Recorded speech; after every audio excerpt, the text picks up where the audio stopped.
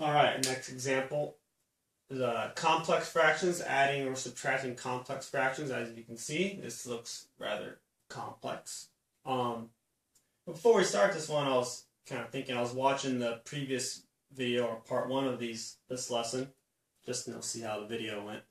And I was watching the video, I was thinking, what if like in 10 years, I'm still teaching Algebra 2? And the math's not going to change. This math's been around for thousands of years. So, of course, I'll be able to teach, rational expressions in Algebra 2 10 years from now. And thinking, what if I'm still doing videos 10 years from now? And if I just use the same video, wouldn't that be kind of weird? Like, I'll be 10 years older, but they'll be seeing a video of me from 10 years before. I don't know. All right, so the most straightforward way to do these problems is to take care of the numerator first and take care of the denominator, and then go from there. So first, I want to add 1 over x plus x over y. Denominators aren't the same. X, y. So in order to add these fractions, denominators both have to be the same. Common denominator, or lowest common denominator, will be x times y. This fraction needs to be multiplied by y over y. This fraction needs to be multiplied by x over x. So I'll have, multiply by y over y. So y times 1 is y over xy. Let's go x first. xy plus this fraction needs an x in the denominator, so multiply top and bottom by x. X squared over xy over, take care of this expression now, denominator.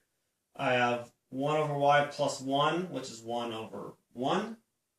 So I'll multiply this fraction, top and bottom, by y. Lowest common denominator is y. 1 over y, rewriting this, plus y over, this is a y, not an x. Y over y. All right, next. Let's see here. I was right here. Since the denominators are the same, I can write it as one fraction. Let's go x squared plus y over xy all over 1 plus y over y. Okay, still looks kind of complex or messed up. This is a lot similar to a problem we did previous section when we were just simplifying complex fractions. So, you might think, oh man, there's like 4 levels of this fraction. Well, really, it's one fraction divided by this fraction. So I can just write it as a more linear form. That helps. I can write it as x squared plus y over xy. Then, elementary school division symbol. Divided by 1 plus y over y. Okay. Let's figure out what our discontinuities are right now. Denominators can't be 0. X cannot be 0. Y cannot be 0. Okay, keep going. Definition of division, we divide, you really multiply by the reciprocal. So, x squared plus y over xy. Instead of dividing by this fraction, multiply by the reciprocal, y over 1 plus y. Okay. I have a new factor or a new expression in the denominator. 1 plus y is now in the denominator. Y cannot equal -1. Okay, keep going.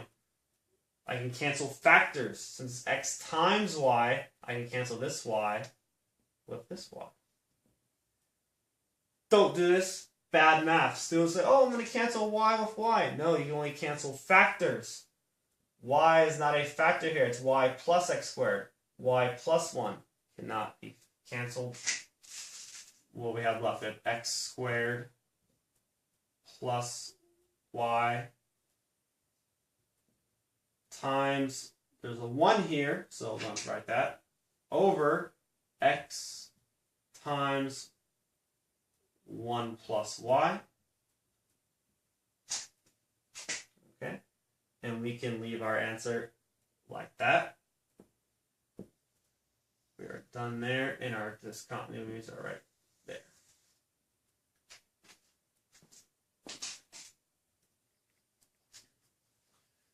Okay, another example here, subtracting again and state the discontinuities. Once you go ahead and pause the video and try this one on your own.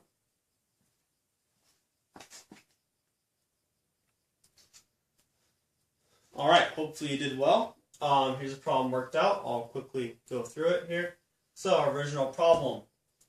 Denominator, or subtracting. Denominators are not the same. Denominators need to be the same in order to subtract fractions. So, factor both of them.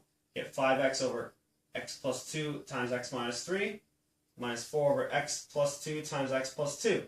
This was a perfect squared trinomial. Now, if you didn't recognize the pattern and recognize it was just x plus 2 squared, it's okay. So you didn't have to memorize the pattern. You can just factor normally and get x plus 2 times x plus 2.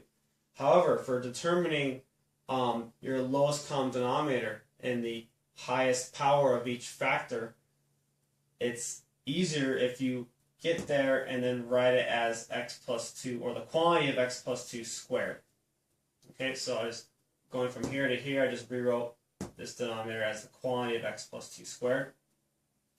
So the LCD, we'll just write that in right here. LCD, or lowest common denominator, is the highest power of each factor.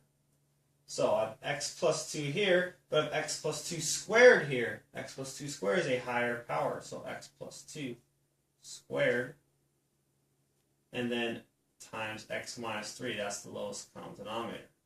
So the next step here. This term needed one more factor of x plus 2. So I had to multiply top and bottom by x plus 2, put it here. Then I got my LCD minus this term had x plus 2 squared, but it needs an x minus 3, so multiply top and bottom by x minus 3, which I did right there. Distributive property, 5x squared plus 10x minus 4x plus 12. Watch out there. Minus 4x, and negative 4 times negative 3 is plus 12. Same denominator. Combine like terms. 5x squared plus 6x plus 12 over x plus 2 squared times x minus 3. Now, once you got here, you may have tried to factor. That's fine. I tried to factor too the first time I did the problem. I thought it factored. Well, turns out it doesn't factor. You're done here. This continuities, x cannot equal negative 2. X cannot equal